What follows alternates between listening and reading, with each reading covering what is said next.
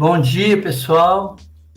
Estamos aí para um assunto diferente que é doenças. São as principais doenças que caíram no Enem nos últimos anos. Essa aula chama Principais Doenças. Bem-vindos e vamos lá. Então, a primeira doença é sobre esquistossomose, xistose, barriga d'água. E essa questão ela é de 2019, você está vendo ali, né? A questão número 1. A esquistossomose, ou barriga d'água, caracteriza pela inflamação do fígado e do baço causado pelo xistosoma ansônico. Esquistossômulo. Xistosoma é coisa muito de mineiro, né?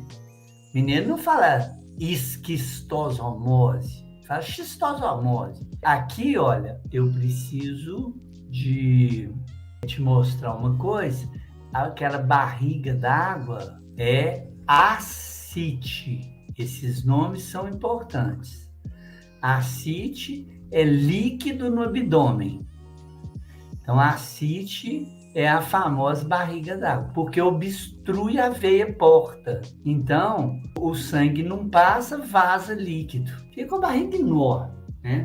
O contágio ocorre assim, você faz cocô com a doença, né? Nas fezes do doente sai ovo, o ovo tem um espinho de lado, é diferente de todos os ovos, ele tem um espinho de lado, ele fura o intestino, cai nas fezes, é lançado no chão ele arrebenta e libera uma larvinha chamada miracídio, cheia de cílios. Esse miracídio sai nadando, encontra um caramujo, bioma falária, glabrata, e dentro desse caramujo ele se transforma em esporocisto, e o esporocisto primário se transforma em esporocisto secundário e vai dar origem a umas larvas nadadoras livres, que são as cercárias. E essa cercária sai e vai entrar pela perna de quem está dentro d'água. Entra pela pele. Então, miracídio é a larva que sai do ovo. Esporocisto primário e secundário dentro do caramujo. E cercária é a larva que sai do caramujo e vai entrar no humano. A cercária que entra no humano, é a forma infectante. E ela dentro do humano, ela vira esquistossômulo, que é só a cabeça da cercária, e vira verme adulto, macho, e verme adulto, fêmea. A fêmea vai entrar dentro do macho, porque o macho não tem pênis. E ali ela vai ser fecundada. Aqui o casal adulto. Então, o adulto está no fígado, no sistema porta-hepático. Porta-hepático, o casal adulto. É um ciclo muito rapidinho, porque vai ter mais questão de esquistossomose, vai ter mais uma. Aí eu acabo de completar. Mas é um ciclo evolutivo da doença. O contágio, depois que as larvas são liberadas na água pelo caramujo, cercária. Seu hospedeiro intermediário, o caramujo é o intermediário, o humano é o definitivo. E penetra na pele humana. Após o diagnóstico, o tratamento utiliza remédios via oral para matar o parasita dentro do nosso corpo. Uma nova estratégia terapêutica baseia-se na utilização de uma vacina, a Fiocruz, feita a partir de uma proteína extraída do verme, que induz o organismo humano a produzir anticorpos para combater e prevenir a doença. Uma vantagem da vacina em relação ao tratamento tradicional é o que a vacina faz. O tratamento tradicional, você toma um comprimido para matar o verme adulto que está dentro de você. E a vacina, você toma lá no seu braço, ela vai te dar o quê? Ela vai te dar antígenos para a produção de anticorpo. Então, você vai fazer anticorpo e quando o verme entrar em você, o anticorpo vai combatê-lo. Então, vai eliminar o parasita dentro do nosso corpo antes dele causar sintoma. É para isso que serve a vacina. Vai impedir a penetração do parasita, errado. Não vai impedir que a cercária entre, ela entra. Então, é errado. Impedir que o caramujo, você toma uma vacina, vai atingir lá o caramujo. Impedir o acesso do esquistossômulo para o fígado. Não, ele pode andar em qualquer lugar do nosso corpo, só que ele vai ser atacado pelos anticorpos antes de penetrar nos locais. Na hora que ele entrou, ele já é atacado no sangue periférico. Eliminar os esquistossomos antes que ocorra contato com o organismo. Quer dizer, a vacina vai eliminar o esquistossomo lá no chão, antes que ele entre em contato com o humano.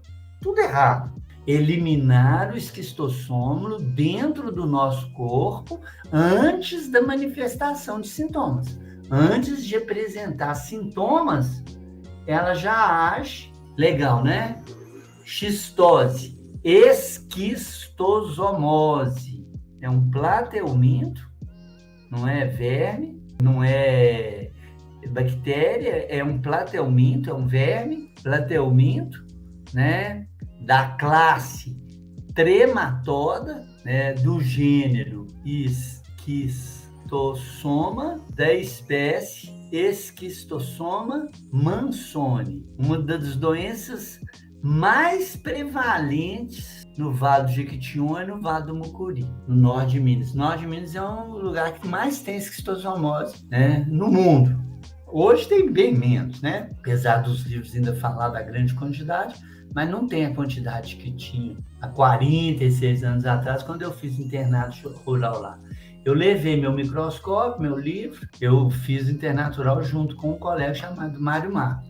Eu e o Mário levamos tudo e nós fizemos exame de fezes em Coração de Jesus, uma cidade no norte de Minas, entre Pirapora e Jequitaí. E 100% dos exames de fezes que nós fizemos deram positivo. Aí nós apresentamos um trabalho lá no Centro Regional de Saúde de Montes Claros, né, em 1979, apresentamos o trabalho falando que a gente tinha descoberto uma coisa que numa cidade tinha 100%. Aí o diretor do Centro Regional de Saúde, que estava ouvindo, ele virou para a gente e falou assim, vocês olharam no mapa a frequência da xistose nessa região? Nós falamos, não olhamos não. Falei, então vocês estão errados, então pega o mapa lá. Aí fomos lá dentro do Centro Regional de Saúde, pegamos o mapa, pusemos no quadro, aí olhamos lá, região de Coração de Jesus, local onde existe mais de 98% das pessoas contaminadas, né? O rio Jequitaí, né? Os riozinhos que cortam o Coração de Jesus, todos eram cheios de xistose. E o pessoal ia lavar carro, nadar na beirada do rio e pegava a doença, né? E a gente achando que tinha descoberto a roda e a gente não tinha descoberto nada, ficamos com aquela cara de tacho, né? Então, antes de você fazer um levantamento, você procura saber o que já foi feito antes de você.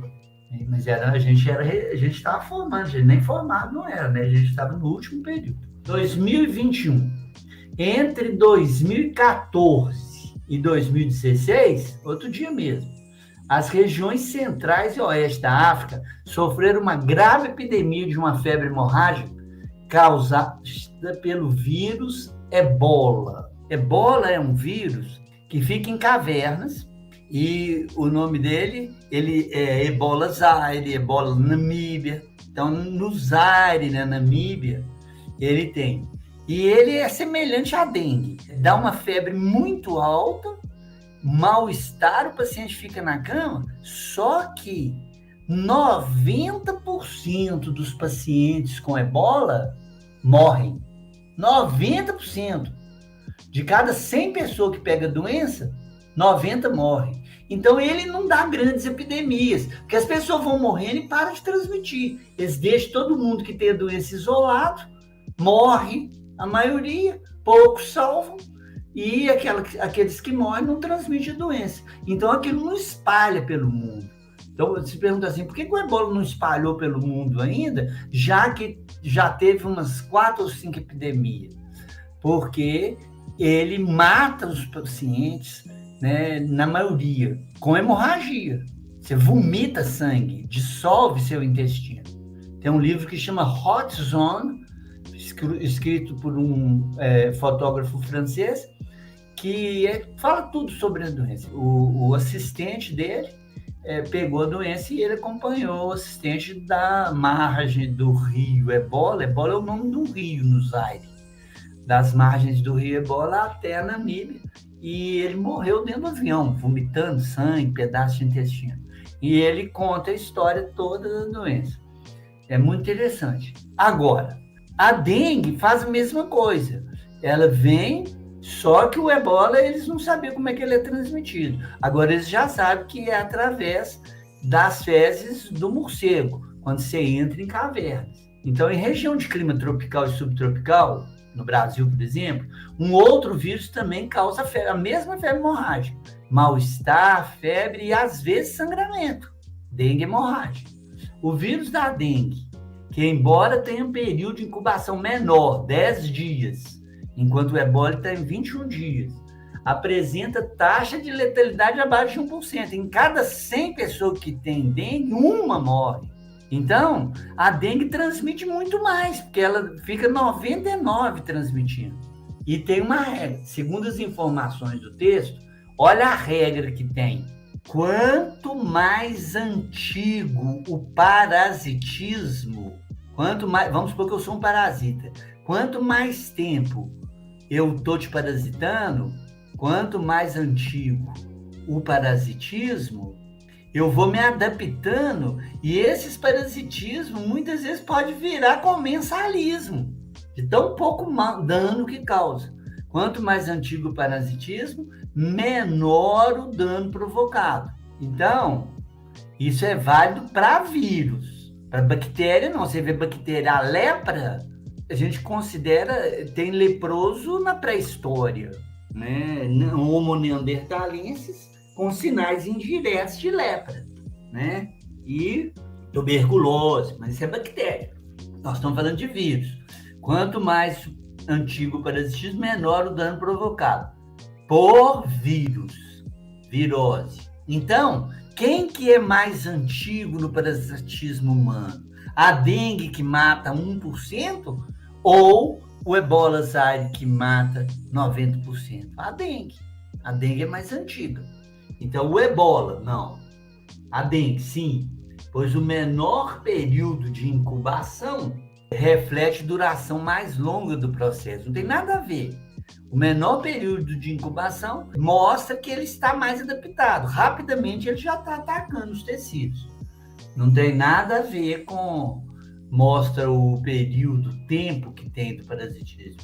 O dano, sim. O ebola, não. O ebola, não. A dengue, cuja baixa letalidade, 1%, indica maior eficiência do vírus, menor dano, menor mal, menor dano em parasitados humanos. Então, quanto menor o dano provocado, mais antigo é o parasitismo.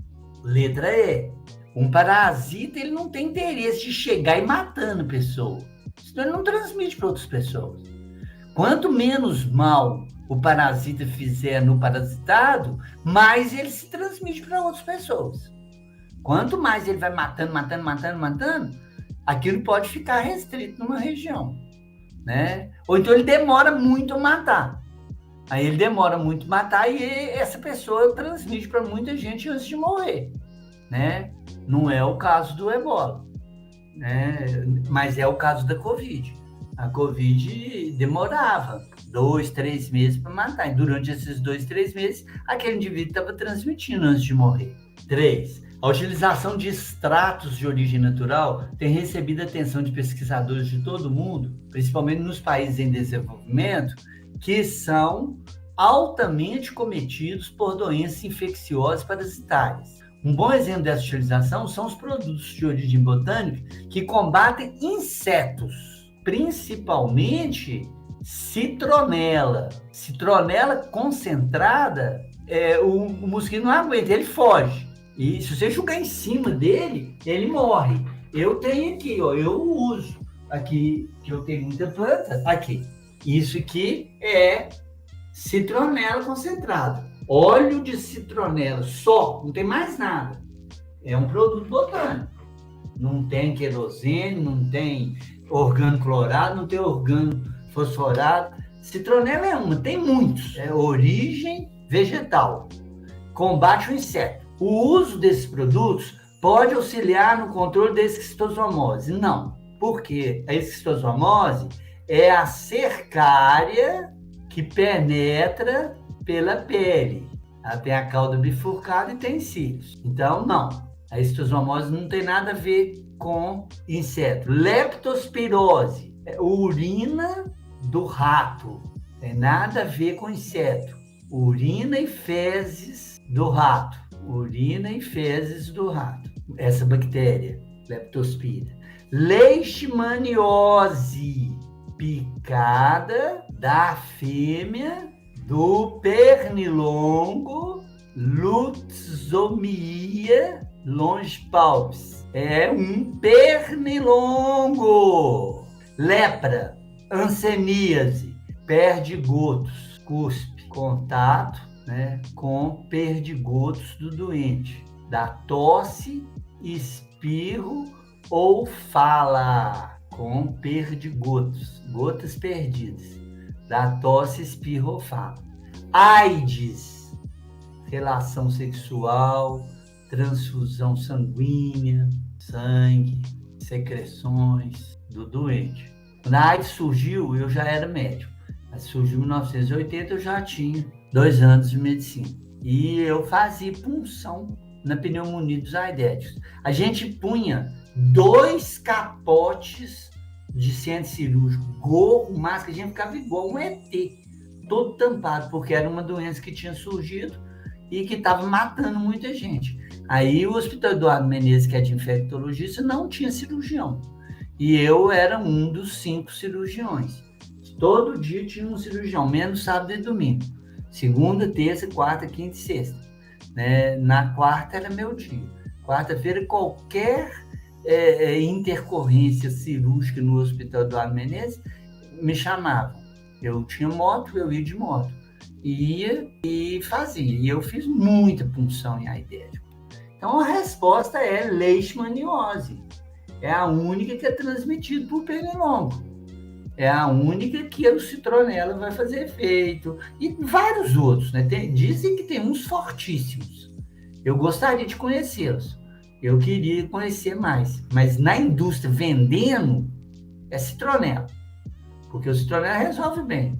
Eu jogo uma borrifada de citronela no meu quarto antes de dormir, fecho e desço para baixo e fico assistindo uma televisão lá embaixo. Eu não tenho televisão no quarto. Aí, quando eu entro, não tem um bichinho. E não faz mal, porque veio da planta. É um óleo de planta. Não é aquele cheiro de veneno. O pernilongo morre, mas quase que a gente morre junto, né? Aquele cheiro forte de spray de veneno. A citronela não é isso. Devido à sua ampla incidência e aos seus efeitos debilitantes, a malária é a doença que mais contribui para o sofrimento da população humana. É protozoário. É o protozoário da malária. É o protozoário Plasmodium. Tem 4. O Plasmodium malária é a febre quartã. Plasmodium vivax é a terçã benigna. Plasmodium falciparum é a terçã maligna. A malária é quartã e terçã, a vivax é terçã e falciparum. Eu falei que são 4, mas tem um que não existe no Brasil. Chama Plasmodium ovale. Só existe na África. Né? Eu não vou nem falar dele, porque são 4 plasmódios, sendo que 3 plasmódios malariae. Vou pôr aqui, tem gente que gosta de saber tudo que existe. Então vamos pôr ovale. Esse é só na África. Então vamos ver o que ele fala sobre a malária. E ele é transmitido pelo pernilongo, né? Anopheles nissorhynchus darlingi. Anopheles darlingi é um mosquito prego, um pernilongo preto grande, né? Parece um prego pregado na parede. Tem um i aqui, darlingi. Anopheles darlingi é o pernilongo fêmea da malária. Essa doença constitui um sério problema econômico na região porque provoca alterações neurológicas que causam epilepsia, tornando o doente capacitado para o trabalho. Primeiro, não é alteração neurológica.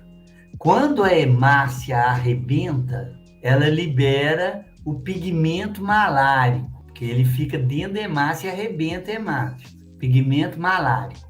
E o pigmento malárico, também chamado hemozoína, ele é tóxico para o sistema nervoso. Então, a pessoa tem uma crise convulsiva, tem uma convulsão com hora marcada, ele consciente, ele não perde a consciência, ele vê tudo, não é igual o epilético que cai e não lembra de nada. Ele tem uma crise convulsiva e não impede o trabalho. Eu tenho um colega que é professor de biologia, num cursinho grande, e ele tem epilepsia. A sorte dele é que ele tem uma aura prévia muito marcante. A aura, você sente alguma coisa. Você sente a visão embaçar, você sente um gosto ruim, você sente uma contração, aí você sabe que você vai ter epilepsia. E ele sente e vai para a sala dos professores, fecha a porta, né, não tranca, e cai lá no chão. Nunca teve convulsão na frente dos alunos. Ele falou, eu já saí de várias escolas porque eu tinha a epilepsia dando aula.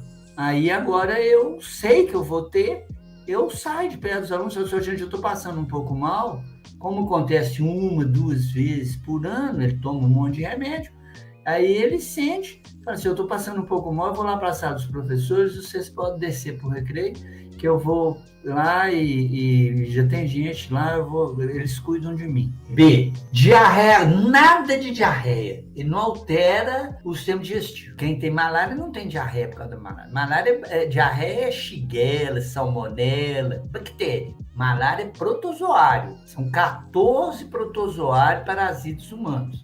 Febres constantes e intermitentes, associada a fadiga e dores de cabeça, que afasta o doente de suas atividades, mais crises convulsivas, que não é uma epilepsia, é uma convulsão consciente, é o gabarito, letra D. Imunossupressão, não age no sistema imune, infecção viral, não é vírus, é protozoário.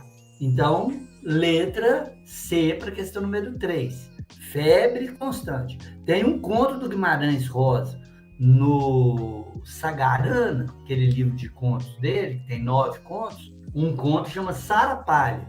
Eu já fiz esse conto. Eu tenho um colega que é músico, o Celso Adolfo, foi meu aluno, ele tem várias músicas e ele fez uma música para cada conto do Sagarana.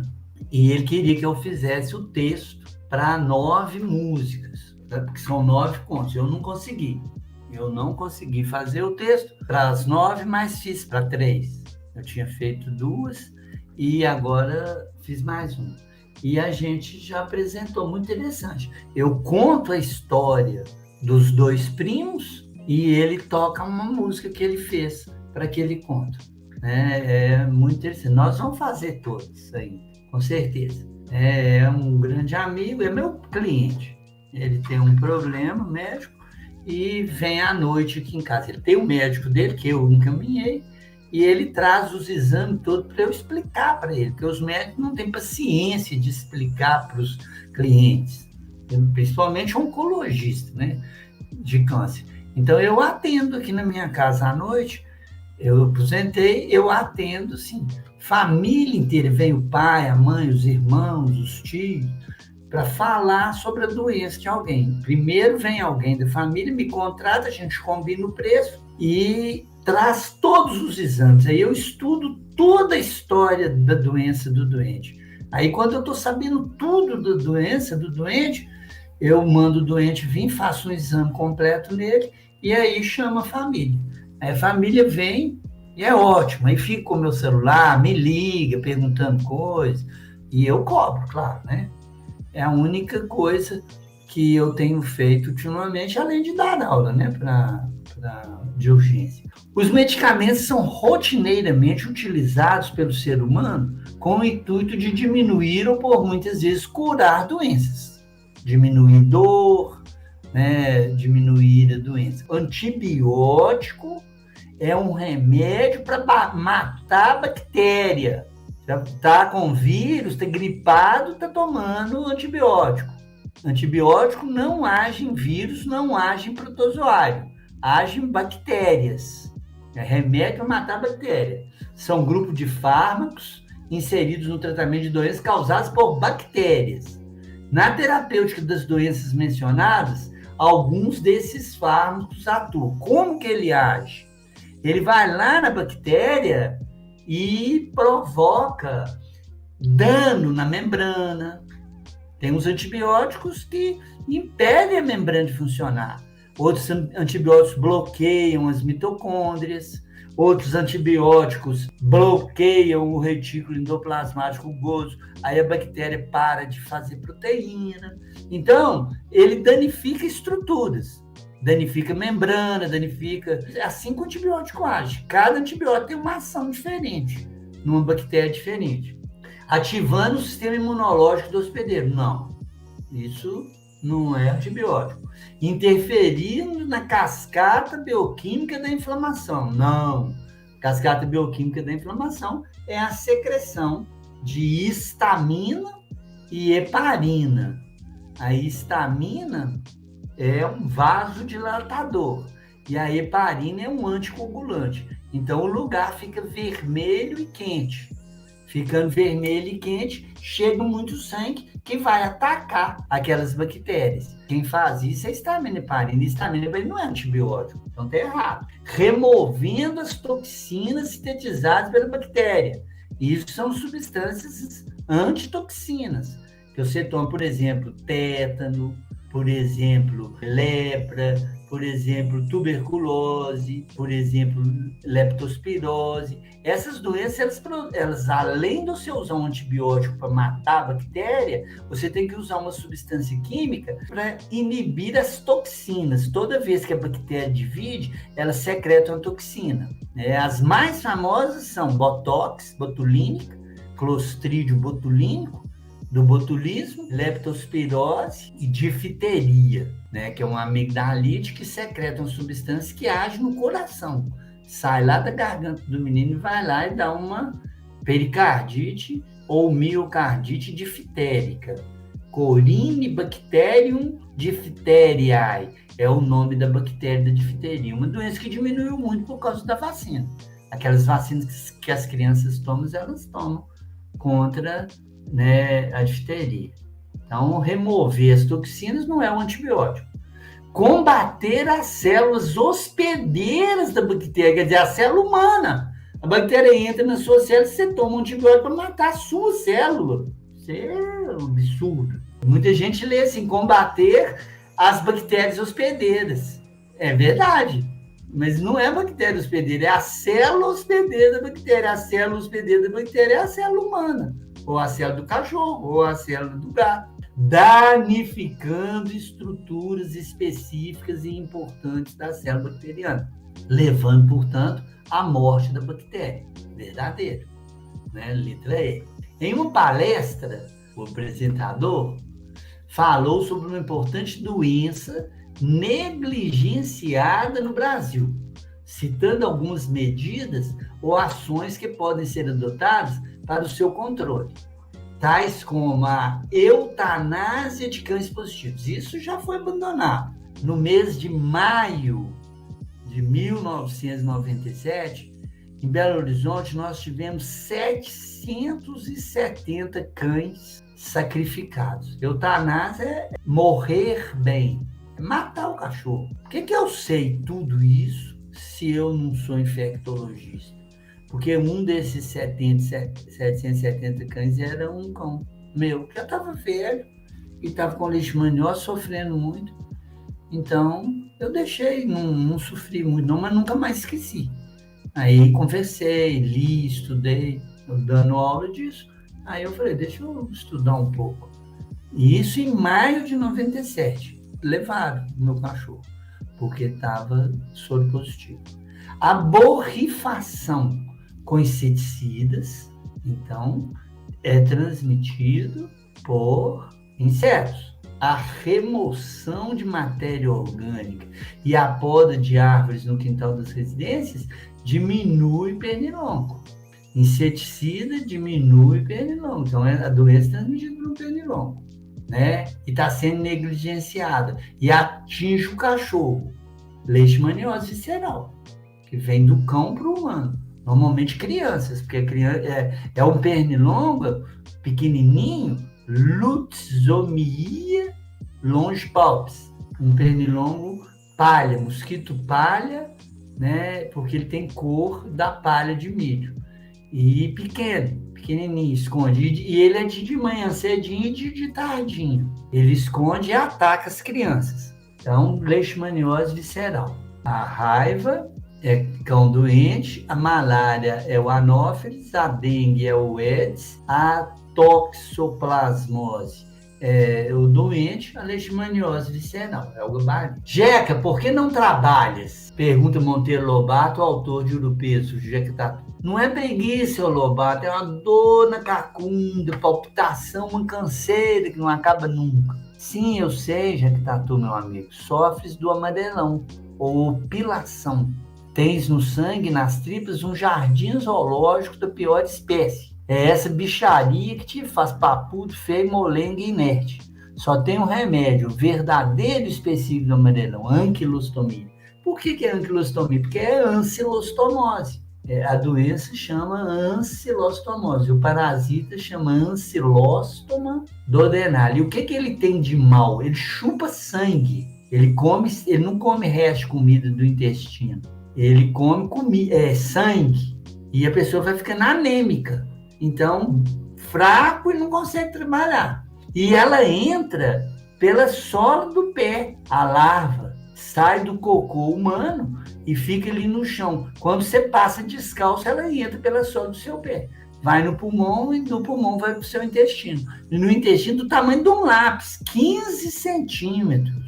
Um bicho de 15 centímetros com uma ventosa oral e uma ventosa anal, grudar no seu intestino, chupando sangue dia e noite. Você morre. Fica branco, não quer saber de trabalhar, não quer saber de nada. Então, usar sapato. O uso de sapatos é que evita pegar essa doença. Não é inseticida, porque não é transmitido por inseto, nem mosquito, nem água parada, né? E substituição de casa de barro para alvenaria é doença de Chagas.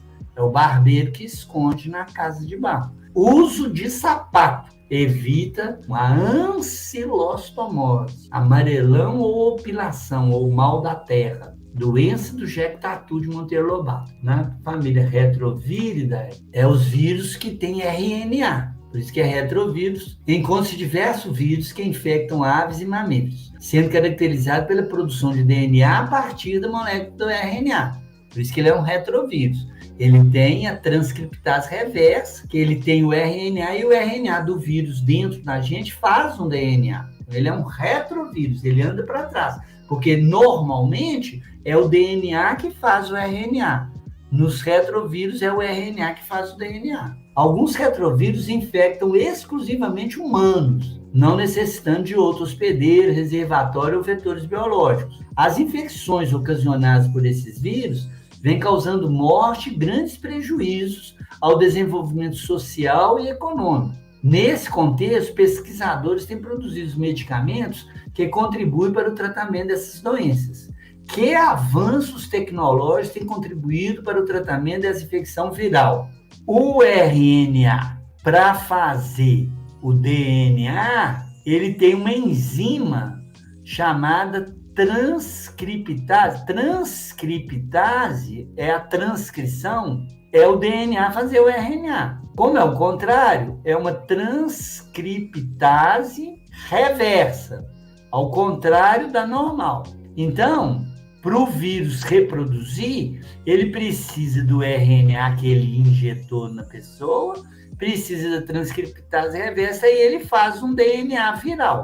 Então, se você tiver um remédio que inibe, destrói ou bloqueia a transcriptase reversa, esse vírus não reproduz. Foi o primeiro remédio para a AIDS, a transcriptase reversa. Foi o primeiro. Melhoria dos métodos de controle dos vetores desses vírus. Fabricação de soro mutagênico para combater esses vírus. Investimento na indústria de equipamentos de proteção individual. Produção de vacinas, não existe vacina ainda. Desenvolvimento de antirretrovirais, que dificulta a reprodução desses vírus. Os remédios para AIDS. Inibe a transcriptase reversa, inibe a integrase e inibe a perfurase, né, que são as enzimas que o vírus, por isso que toma um coquetel.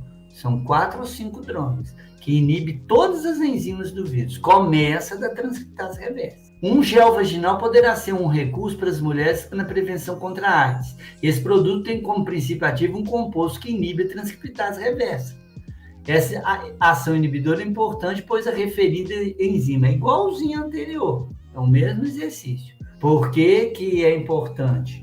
Porque polimeriza a molécula de DNA tendo como módulo o RNA. O RNA faz o DNA. Corta dupla hélice, promove a entrada do vírus na célula, sintetiza, não. Ela faz um DNA a partir do molde de RNA. Transcrição reversa. E a 10ª é a febre amarela e a dengue. Tanto a febre amarela quanto a dengue são causados por vírus do grupo arbovírus. E a transmissão de ambos acontece por meio da picada do Aedes aegypti. Entretanto, embora compartilhe essa característica, somente tem vacina para a febre amarela. Por quê? Porque a dengue varia muito. Todo dia a dengue tem uma proteína diferente. Então, por causa da alta variabilidade antigênica do vírus da dengue, né? O vírus da dengue muda muito, muitas mutações. Então é isso, eu atrasei um pouco, então eu tive que dar uma roubadinha e acabou. Um grande beijo e até mais.